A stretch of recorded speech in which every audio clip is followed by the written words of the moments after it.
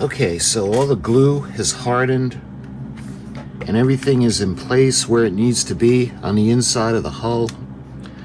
What I want to do now is I want to think about actually now mounting the ship to the base and then putting a switch in the position that we need to put it in. So let me show you what I'm going to use. I'm going to use the epoxy glue, and this is going to be the Gorilla Glue epoxy. So when it comes to gluing it onto the base, the contact points, you could see the little channel in the center. That's where the keel is going to rest, and maybe a little bit on either side of this resting curvature. But the contact points are going to be these pieces that are going to go up against the keel, the bilge keels, and then the middle, and a little bit on either side, because it doesn't make contact with all of these up all the way up the side. So when it comes to positioning, I'm going to put it halfway.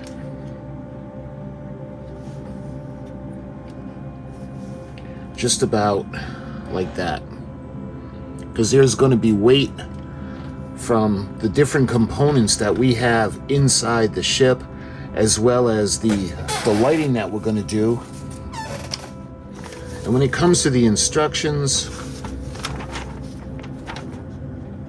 you can see how it's more towards the back. So more of the bow is hanging off of the base than the stern. So I figure right about center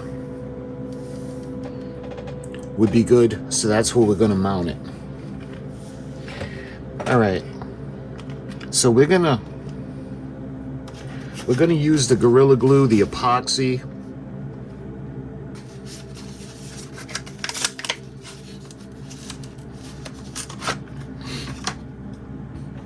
And what the epoxy is, what this is actually two components of the glue. And once they mix together, they activate a chemical reaction. So you can see the little cap that's going to go in and keep it. So you know, if you got regular glue, eventually it's going to dry out and stuff. Well, with this, the beauty of this is it mixes together to activate. So we're going to apply the epoxy to that. We got about 3 minutes to apply it. So what I'm going to do is we're going to take this cap off. You can see both of the substances.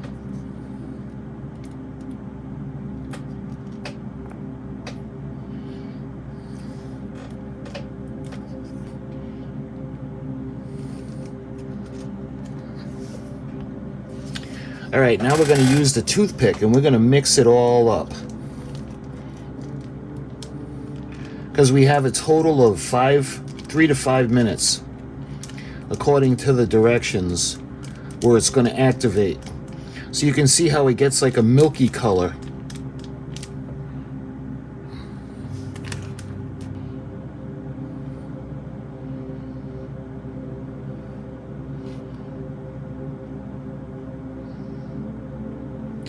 All right, so we're going to put that aside.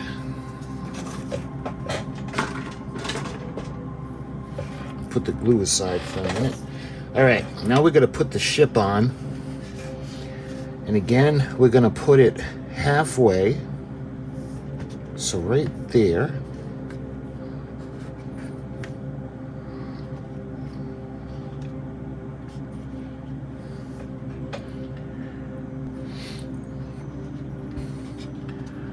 So let me show you guys. See where the contact point is, where the keel meets the stand, and then where the bilge keels are.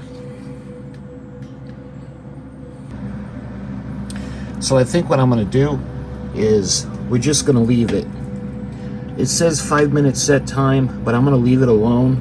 There's not a lot of contact area from the base and the ship, so I put a good coat on. We put it on, and I'm going to leave it overnight now. We're going to let it set. And then when it's fully cured, then I'm going to work on putting the switch in position, and it'll be all set, ready to go.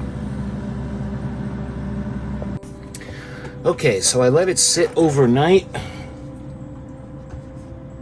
We're going to take it out.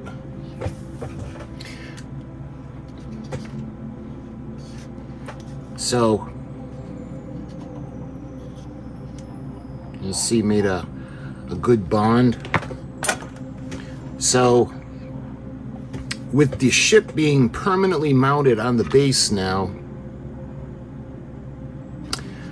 I think what we can do is we're going to take the switch now, and what I want to do is we're going to tuck the switch up behind this panel.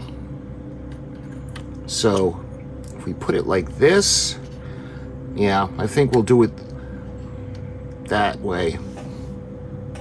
So what we're going to do now is we have to mix up another batch of the glue or the epoxy. So that's pretty good. Let me get...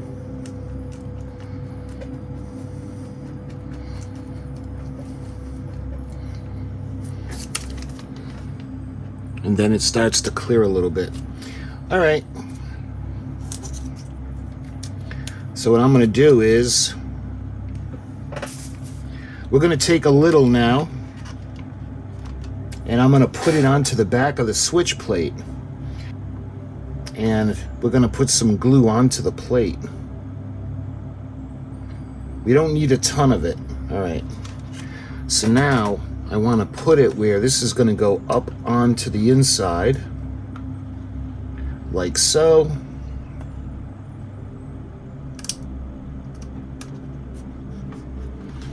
And it's going to be clamped.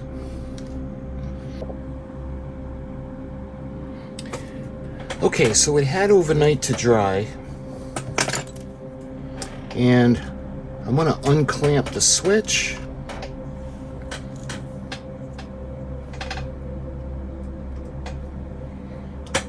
That's nice and solid.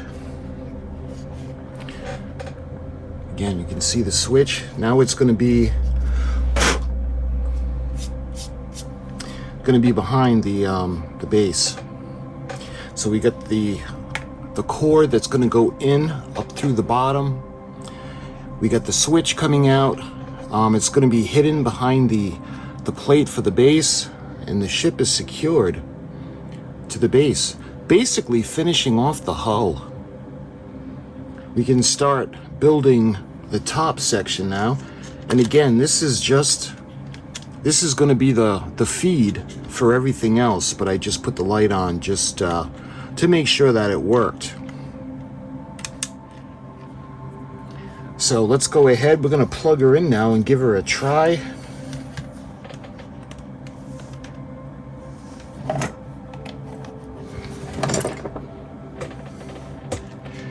So you can see the light comes on.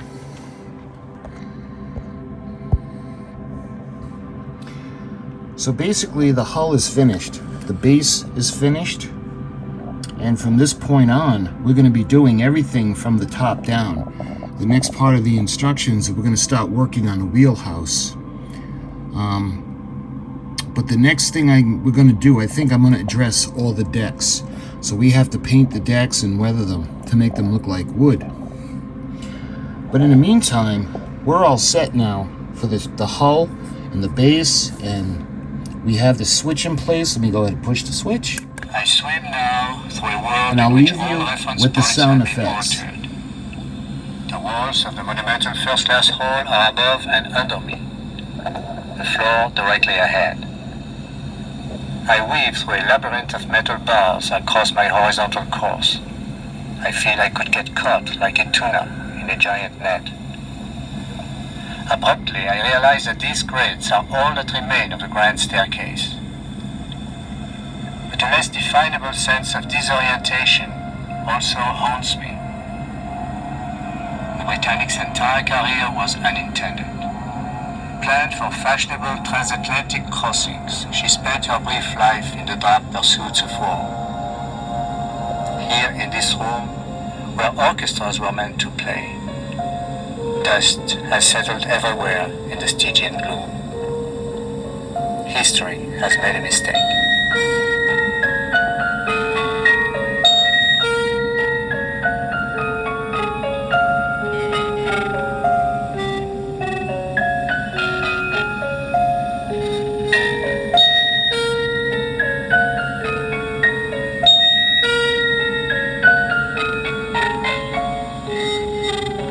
I approached a huge opening ripped in the forward hull by the explosion.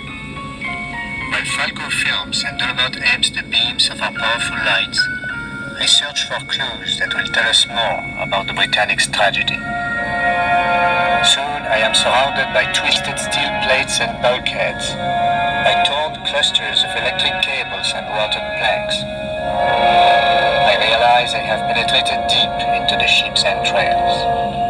The really great experiences that happened for me out of the success of my music was meeting Captain Jacques Cousteau, who had been one of my heroes ever since I first heard of him. And I met Captain Cousteau and all the members of the CALYPSO down in Belize in Central America. And on the day that I met Captain Cousteau and met the crew after stowing my gear and the first opportunity that I had to walk around this incredible ship that had been so many places and had been the vehicle for so much that I'd learned about the environment, about the ocean in particular, I had these words in my head: Calypso, the places you've been to, the things that you've shown us, the stories you tell. And anyway, the chorus to the song was there in almost the time it takes to say it. During the remaining time that I spent aboard the Calypso, I tried to finish this song to be able to sing it for Captain Cousteau and his crew. And for some reason, I was unable to get anywhere close to what I was hoping to say behind that wonderful chorus. I also continued to work on it when I was back out in California working on a television show, which was the catalyst for our meeting, a television show that also included Danny Kaye, and in fact was the one that I won an Emmy for, the only Emmy that I've won. And I couldn't finish this song. I just could not find it. And then I was here at home in Aspen getting ready to go on tour, and it was a tour within which we were going to use some of those films that I mentioned earlier. And Captain Cousteau had said that he would give me access to their entire library to make a film behind this song if I was able to finish it. And I simply couldn't make it work. One day I gave up after spending sleepless nights and literally, at least it felt like sweating blood trying to finish this song. And I went skiing across the valley at Snowmass, made a couple of runs, and all of a sudden there was this incredible tension to get back home and to work on the song. And so I skied down to my car. It takes about 20-25 minutes to drive from Snowmass back here to the house. And in that time, the whole rest of the song was there for me.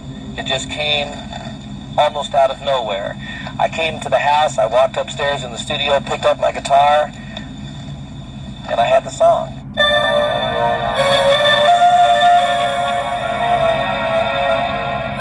People protect what they love.